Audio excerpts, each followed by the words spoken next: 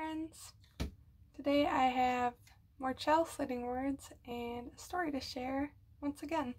Today's principle that we're focusing on is the fifth principle, the right of conscience and the use of democratic process within our congregations and in society at large.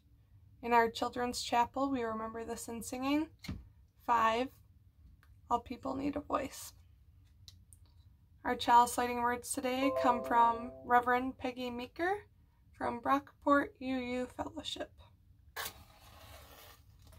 Our conscience is our innermost compass and guide. The right of conscience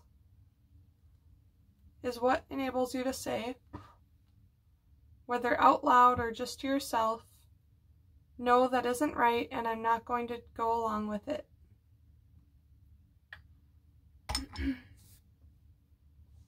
Today's story is The Wise Teacher's Test, a Buddhist tale from Jakarta. I just have this one pulled up online, so of course I don't have any pictures to hold up, but I hope you enjoy. Once upon a time, on the outskirts of a big city in Japan, there stood an old temple. From a young age, kids who wanted to study Buddhism would come to live in the temple and learn from the master teacher, a Buddhist monk. One day, the Buddhist monk who ran the small temple decided to teach his young students a lesson. He gathered them around and spoke. "My dear students, as you can see, I am growing old and slow. I can no longer provide for the needs of the temple as I once did. I know I have not yet taught you to work for money, and so I can only think of one thing that can keep our school from closing." The students drew close with eyes wide. "Our nearby city is full of wealthy people with more money in their purses than they could ever need. I want you to go to the city and follow these rich people as they walk through the crowded streets, or when they walk down the deserted alleyways. When no one is looking, and only when no one is looking, you must steal their purses from them. That way we will have enough money to keep our school alive." "But master," the boys chorused in disbelief, "you have taught us that it is wrong to take anything that does not belong to us."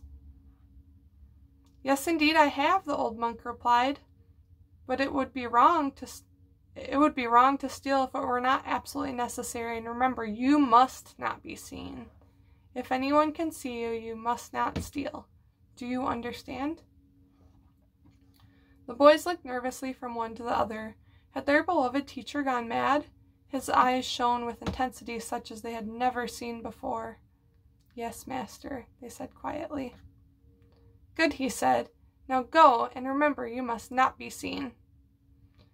The boys got up and quietly began to file out of the old temple building. The old monk rose slowly and watched them go. When he turned back inside, he saw that one student was still standing quietly in the corner of the room. "Why did you not go with the others?" he asked the boy. "Do you not want to help save our temple?" "I do, master," said the boy quietly. "But you said that we had to steal without being seen. I know that there is no place on earth that I would not be seen, for I would always see myself." "Excellent," exclaimed the teacher. That is just the lesson that I hoped my students would learn. But you were the only one to see it. Run and tell your friends to return to the temple before they get us into trouble." The boy ran and got his friends, who were nervously gathered just out of sight of the temple, trying to decide what to do. When they returned, the master told them the words the boy had spoken, and they all understood the lesson. No matter what we do, we always have a part of ourselves that is quietly watching, and that knows right from wrong and can guide us if we listen. So a pretty short story, and I also just have some chalice extinguishing words to close with. So, our time together ends. In the days before we come together again, may our actions match our words, may our thoughts be filled with love, and may we truly make a difference in a troubled world. Those words are from Jim Wickman. Thanks for listening today. Hope you all have a great week.